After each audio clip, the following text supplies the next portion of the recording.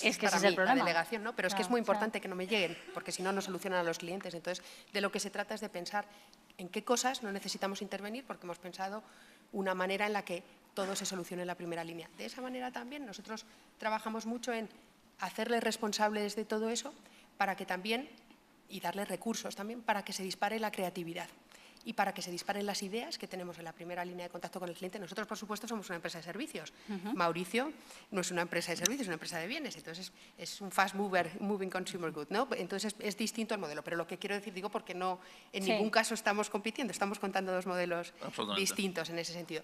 Pero creo que se trata, en nuestro caso, de poner las soluciones donde el cliente las necesita. Y eso pasa muchas veces por renunciar a un modelo más tradicional de control y por pasar a un modelo más moderno o más avanzado de facilitador de lo que ocurre. A mí, con el equipo, me gusta muchas veces contarles que tenemos que trabajar, que somos un equipo de expertos.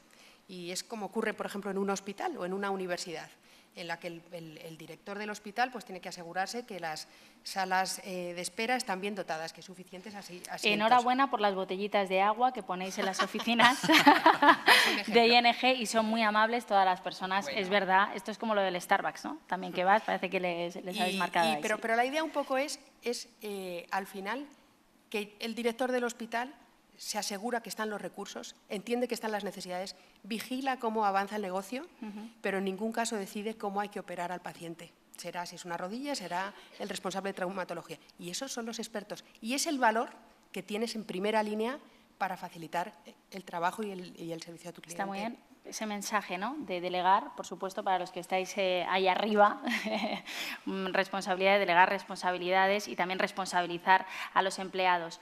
Emilio, no sé, así a lo mejor os meto en un jardín tremendo. Anécdotas, casos reales, concretos, que hayáis resuelto o que se os hayan atragantado, que puedan repetirse en esta sala infinidad de veces y que digáis, pues mira, a nosotros nos funcionó hacerlo así. Problemas de lo que estamos hablando, de esta comunicación hacia el CEO, de esa estrategia hacia el consumidor, casos reales.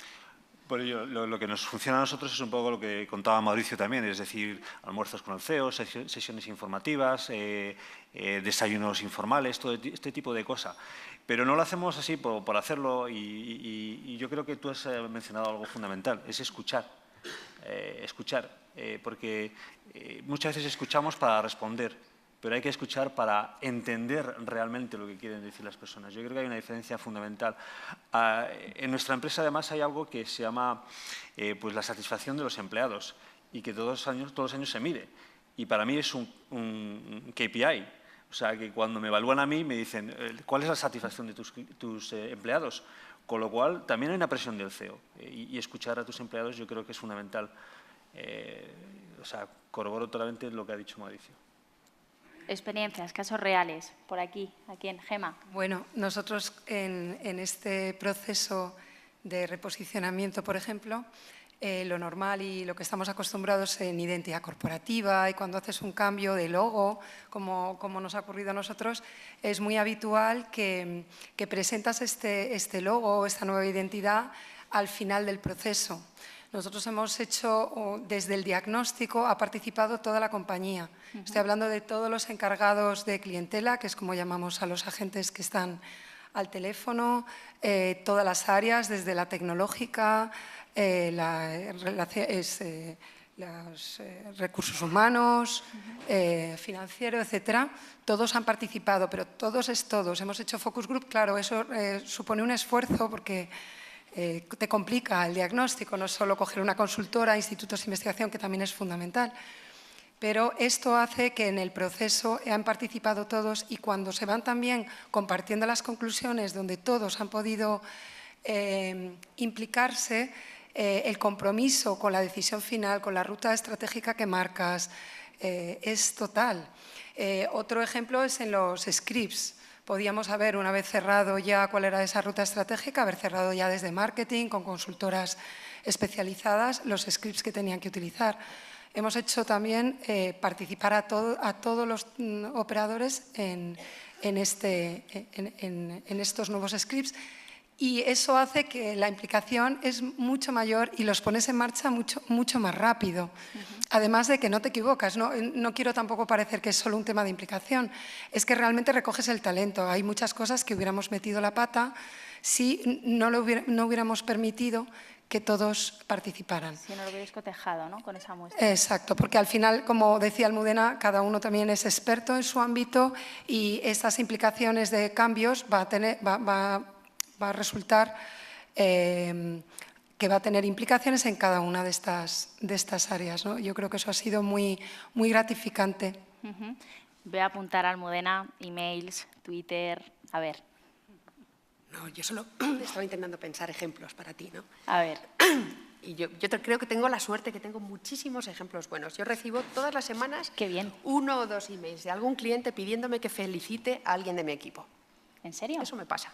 Me pasa también que en Twitter me pasa lo mismo, que también me piden un montón de veces ayuda, también, pero a veces también me dicen, oye, que sepas que no sé quién me ha ayudado mucho. Y os quería traer un ejemplo que no es de ING, porque yo no he venido aquí hoy a hacer marketing, aunque me he dedicado mucho tiempo a eso, que es de Lego. Y es un ejemplo fenomenal y un poco enlaza con lo primero que dijo Jesús cuando habló de lo que pasó en la Super Bowl y cómo en cuestión de segundos en Twitter 2 marcas reaccionaron a la situación y fueron relevantes en el contexto en el que estaban. Con el apagón, ¿no? Sí, con todos los asistentes a la Super Bowl. Y es un caso de un niño de 7 años que se llama Luca y que se compra, con algo de dinero que tiene, pues se compra unos muñecos de Lego y entonces se va con su padre a la calle. Lo podéis ver en internet, no tengo aquí para leeros la carta porque lo que es bonito es el email que le contesta a Lego. Pero el caso es que pierde uno de sus muñecos y entonces llega a su casa y su padre le dice, bueno, pues lo has perdido, te he dicho 20 veces que no te lleves los muñecos a la calle, pues lo has perdido y no tienes dinero, pues no te puedes comprar otro. Bueno, si quieres escribe a Lego. Y entonces escribe a Lego. Y Lego, una de las cosas, es una empresa muy tradicional, es una empresa muy antigua y, sin embargo, presumen de tener el mejor servicio postventa.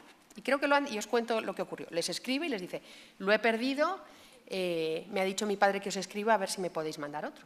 Y entonces le escribe alguien de Lego, pero en vez de escribirle como escribiríamos nosotros, sí, le dicen, hola Luca, he consultado a Sanjay, que es otro de los personajes, y me ha dicho que siempre debes hacerle caso a tu padre. Y entonces, a partir de ahí, elaboran un email que es increíble porque habla en el lenguaje de Luca con sus muñecos, lo que le dice es que le van a volver a mandar un muñeco, que además va a tener más capacidades, y es un ejemplo para mí de cómo una empresa no es el que está contestando en el servicio al cliente, cómo por detrás ha tenido que hablar con los equipos de producto, con los equipos de marketing, con los equipos probablemente de almacén, con un montón de gente para ser capaz de llevar todo ese valor al cliente en ese momento. Cuando hablamos de toda la desconexión, cuando estamos hablando de esa autenticidad, para mí es un ejemplo enorme de cómo se tiene que hacer.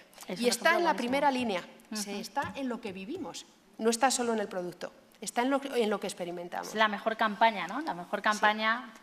Pobres, porque claro, muchos de ellos a lo mejor dicen, nos tiramos, no veas tú, para que se nos ocurra. Y luego hay campañas buenísimas, claro, y no siempre tienes ese golpe de suerte, ¿no? O esa oportunidad. Pero hay que tener la pregunta y el reto para todos los que estamos aquí es decir, ¿seríamos capaces de contestar así en nuestros emails? Uy, pues probablemente hasta que llegase la carta de Luca, que tenemos los CEOs, ¿no? o se perdería por el camino. Un caso de Lego, bueno, similar, ¿no?, al que puede pasar a lo mejor en una empresa como Kellogg. Sí, no, efectivamente suceden muchos casos de eso. Nosotros tenemos varios casos pues hemos cambiado campañas por feedback que hemos recibido o de empleados o de clientes y también vamos aprendiendo de tanteo y error, ¿no? O sea, para poner un ejemplo muy reciente, nosotros hemos lanzado ahora en el primer trimestre de este año una campaña de una marca que es muy teen, como hemos visto por Pedro y por Luis esta mañana, ese segmento de público ya es completamente digital y no hemos ido 100% a digital, interactuando con un partner que era un juego que tenían que descargarse y luego interactuabas con un código de producto que lo metías para dar más aplicaciones. Pues fue un éxito en el número de descargas e interacción con la marca, pero convertido en acciones de compra han sido muy pocas. Entonces ahora estamos aprendiendo cómo podemos dar el siguiente paso para todos esos que han entrado, convertirlos a la marca, ¿no? Y yo creo que el mundo es así, es prueba y error, prueba y error, prueba y error. Hablando de errores, nos metemos aquí en un terreno un poco complicado. En periodismo se dan situaciones de crisis, sobre todo en gabinetes de comunicación. No os quiero contar, por ejemplo, en el Consejo Superior de Deportes, cuando allí salta un caso de doping. No os quiero contar, bueno, pues a nivel de política, por ejemplo, de Moncloa, incluso ahora con Twitter, ¿no? Hay que tener mucho cuidado, lo decía antes. O el ejemplo que os ponía del 112, como por intentar ser el primero o no contrastar suficientemente la información, hablo de uno de los organismos probablemente con mayor credibilidad, fuente, referente y bueno, pues qué os voy a decir, ¿no? Y todo el mundo comete errores, por supuesto ellos en este caso lo cometieron también. Pero cuando hay una crisis de estas que tiembla el CEO, ¿cómo reaccionamos en tiempo real? Pregunto, por ahí. Emilio. Yo creo que hay que reaccionar inmediatamente, sin pánico, obviamente, porque el pánico nunca es bueno, pero hay que reaccionar. Y obviamente los medios que tenemos hoy, la tecnología que tenemos hoy nos permite hacer eso. Tenemos gente como community managers que están ahí para eso. Cuando hay un problema con un coche, en el caso de los automóviles, pues se hace lo que se llama en inglés un recall, se vuelven a llamar. Pero yo siempre opino que un problema no necesariamente es algo negativo, es algo que se puede solucionar. Y yo he visto muchos casos en el mundo del automóvil en que el cliente en una primera frase está insatisfecho o descontento o tiene una queja y que finalmente, según la manera que se aborde, como explicaba Almudena, pues puedes convertir a ese cliente en un cliente más fiel y mucho más satisfecho. O sea, todo es cómo lo hacemos. Si mandamos una carta estándar, pues obviamente ahí el resultado va a ser menos eficaz. Pero una queja o un problema no necesariamente tiene que ser un problema negativo. Yo puedo dar el ejemplo de Toyota, que tuvo un problema tremendo, tuvo que en Estados Unidos y que, sin embargo, sigue siendo uno de los más grandes a nivel mundial. Con lo cual, algo negativo no necesariamente se convierte en algo negativo para la marca. Siempre hay que gestionarlo, obviamente. Hay que gestionarlo. Y yo creo que el mayor error que cometió Toyota en aquel momento fue el error de no ser honesto. Si hubiesen sido honestos, decir, mira, hemos tenido un problema, lo vamos a solucionar, yo creo que hubiese tenido incluso mayor aceptación. Pero cuando no eres honesto ya es más complicado. Es lo mismo que decíamos antes, no se puede uno esconder. El tema son los tempos, ¿no? También, es decir, lo que comentaba, vuelvo al ejemplo, 1-1-2, por querer ser el primero, por querer reaccionar, uno se puede también precipitar y puede meter la pata y se puede montar la mundial. Casos, gestión de crisis, por aquí. Además, yo creo que el reto, además, es este nuevo ritmo no es solo llegar, sino anticiparte. Ese es el verdadero reto, ¿no? Anticiparte. Y eso es lo que es complicado. En una empresa de seguros, Direct, casos. A ver los hilos, que puedas comentar alguno. Mejor no. No, en este momento no sé algo que fuera realmente relevante o interesante. No sé si… Almudena, ¿cómo gestionamos una crisis? Cuéntanos. Yo creo que es trabajo de equipo. Sí. Yo creo que todos hemos tenido alguna que otra crisis. Yo creo que los errores en el mundo actual y de los que incluso tú estás hablando en medios de comunicación son bastante efímeros.